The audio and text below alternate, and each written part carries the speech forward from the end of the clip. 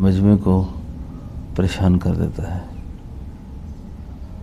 تو اس لیے دل کو غسل دینا استغفار کے ذریعے سے اور تقدیر کے ذریعے سے اپنے معاملات اللہ کے سپرد کر کے بیٹھا کریں.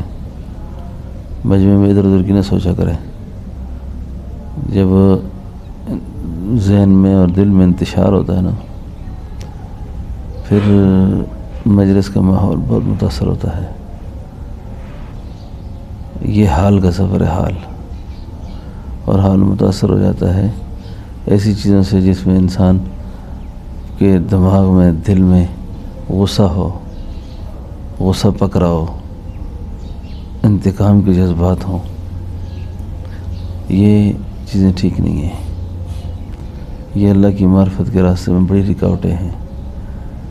تو خاص طور پہ جب مراقبے کی مجلس میں حلقے میں بیٹھنے کا ارادہ ہو، مجلس ہو، تو پہلے دل کو تھوڑا غسل دیا کریں. استغفر اللہ الذی پڑھ کے لا الہ الا هو الحی القیوم واتوب الیہ. یہ مجلس اتنی نازک ہوتی ہے فیض کے اعتبار سے.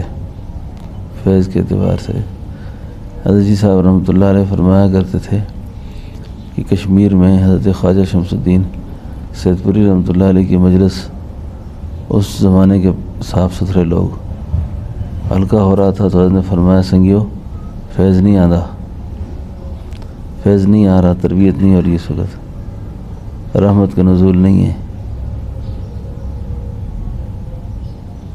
کہ کوئی مسئلہ ہے اس میں؟ ہر آدمی سے پوچھا بھائی تمہارا کوئی مسئلہ، تمہارا کوئی مسئلہ. ہاں، ایک آدمی نے فرمایا کہ حضرت میں حضرت کشفن فرمایا کہ کوئی کسی کی چیز تو لے کے نہیں آ گیا اس مجلس میں. ایک ساتھی نے کہا میں گھر سے روانہ ہو رہا تھا تو میرے پاس چھڑی نہیں تھی، مل رہی تھی آسا میرا، تو میں کسی کو اٹھا کے لے آیا ہوں بغیر پوچھے ہوئے. بغیر پوچھے کسی کا آسا اٹھا دیا. تو یہ مجلسیں بڑی نازک ہوتی ہیں. حضرت فرمایا کرتے تھے یہ آنکھ ہے، آنکھ جیسے کوڑا برداشت نہیں کرتی نا، مراقبے کی مجلس، ذکر فکر کی مجلس یہ اس طرح بھی برداشت نہیں کرتی. فیض اس طرح رکا ہوتا ہے کیونکہ حلقہ ہے نا، تو حلقے میں ایک دوسرے سے اتصال ہوتا ہے آدمی کا. تو اس لیے بہت پاکیزہ دل کے ساتھ اللہ تعالیٰ سے توبہ استغفار کر کے یکسو ہو کر بیٹھنے کی کوشش کیا کریں اور دل کو خالی کر کے بیٹھنے کی کوشش کریں، استغفار کے ساتھ، ندامت کے ساتھ. اور کئی لوگ کہتے ہیں جی فلاں نے غلطی کی ہے تو میں اس سے بدلہ لوں گا، اس سے انتقام لوں گا.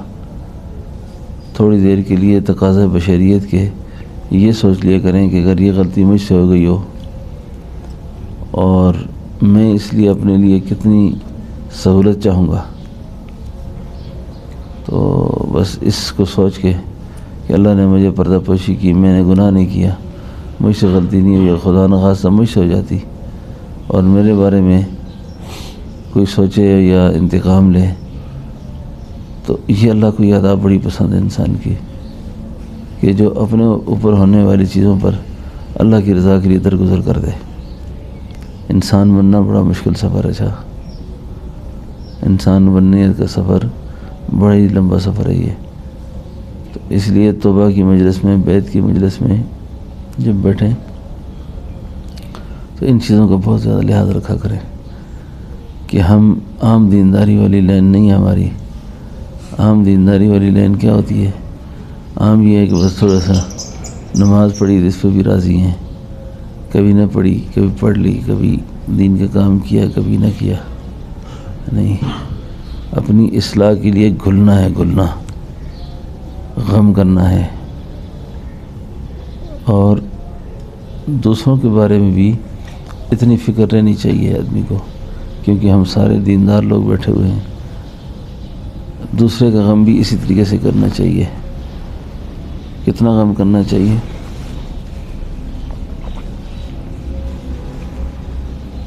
اتنا غم کرنا چاہیے کہ اللہ نے اپنے محبوب سے کیا فرمایا سورہ کاف کے اندر؟ کس طرح آیت؟ لعلک باخع نفسک، لعلک باخع نفسک اللہ اللہ. اس کا مطلب یہ ہے کہ اللہ کے حبیب اتنے فکر مند تھے، یعنی فکر کی ایک انتہا ہے نا. اس کے بارے میں فرمایا لعلک باخع نفسک علی آثارہم. تو اس میں یہ ہے کہ بجائے کسی کو ذلیل کرنے کے، بجائے کسی کو پریشان کرنے کے، بجائے کسی سے انتقام لینے کے، ہمارے اندر اس انتہا کا جذبہ ہو کہ یا اللہ یہ ٹھیک کیسے ہو جائے، اس کی اصلاح کیسے ہو جائے. کیونکہ ہم جہنم میں جلانے نہیں آئے لوگوں کو، ہم جنت کے راستے پہ ڈالنے کے لیے آئے ہیں. سبحان اللہ. کئی سارے بزرگ ہو جاتے ہیں نا آدمی تو وہ اپنی بزرگی کا دعویٰ پیدا ہو جاتا ہے.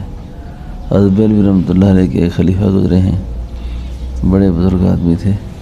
تو حضرت پر جادو کیا کسی نے، جادو کی وجہ سے آپ بہت تکلیف میں رہتے تھے. تو ایک مرید نے ایک دن کہہ دیا حضرت اللہ تھوڑے دشمنوں ذلیل و خوار کرے جنہیں تھوڑے تو جادو کیتا. حضرت ناراض ہو گئے. فرمایا امت کو کیوں بدعا پہ دینے تو امت کے لیے دعا کرنی چاہیے، امت کو بدعا نہیں دینی چاہیے، امت کو بدعا نہیں دینی چاہیے. سمجھا نا؟ تو امت کو بدعا نہیں دینی چاہیے. ہمارے جذبے ٹھیک ہونے چاہیے، ہمارے خیالات ٹھیک ہونے چاہیے. تو یہ ہے تصوف کا علم. اچھا ہاں، یہ جو علم ہے نا انسان کو انسانیت سکھاتا ہے، انسانیت سکھاتا ہے، انسانیت سکھاتا ہے. وہ ابوالحسن خرقانی رحمۃ اللہ علیہ کا وہ ملفوظ مجھے بڑا پسند آیا تھا، تو میں نے لکھوایا تھا کہ جس کو جینے کا حق ہے نا اس کو کھانے کا حق ہے. تو آپ میں سے ہم میں سے جس کو جینے کا حق ہے نا اس کے سب بشری ساری چیزیں لگی ہوئی ہیں، خوبیاں بھی ہیں خامیاں بھی ہیں. آپ کہنا جی خامیاں خوبیاں ہی ہوں، ساری خامیاں نہ پھر تو انسان نہیں ہے وہ. تو ان چیزوں کا خیال رکھا کریں. پھر اللہ تعالیٰ انسانیت کے سفر پر ڈالتے ہیں اور ایک کارآمد آدمی بن جاتا ہے. اور کارآمد آدمی اتنا نفع بخش ہوتا ہے، اگر وہ کسی کو دعوت نہیں بھی دیتا نا، صرف اس کی چال ڈھال، اس کا اٹھنا بیٹھنا خلقت کی ہدایت کا ذریعہ ہوتا ہے. اس کا دوستوں میں بیٹھنا ہی ہدایت کا ذریعہ ہوتا ہے.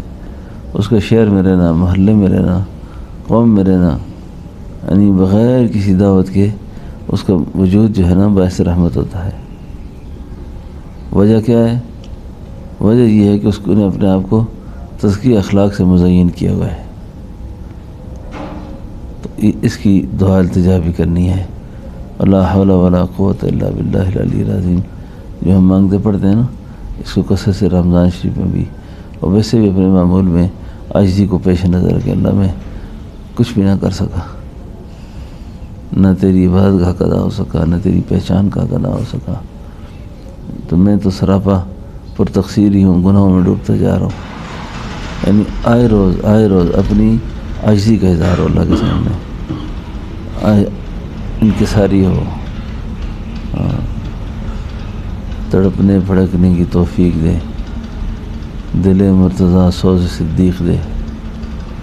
تڑپنے پھڑکنے کی توفیق دے، دل مرتضیٰ سوز صدیق دے.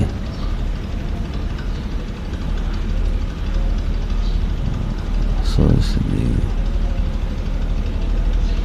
اپنے غم میں لگ جائے نا. سیدنا ابوبکر صدیق رضی اللہ عنہ جیسی شخصیت.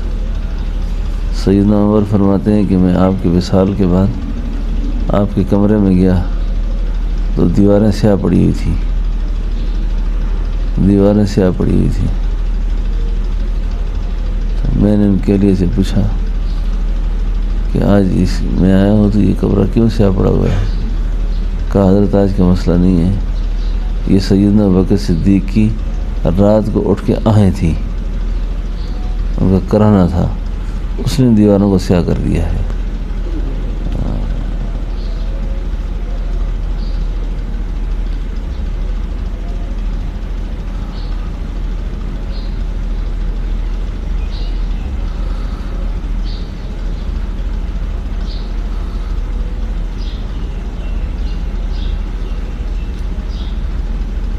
کلمات تو پڑھ رہا ہوں، ساتھ پڑھیے۔ اعوذ باللہ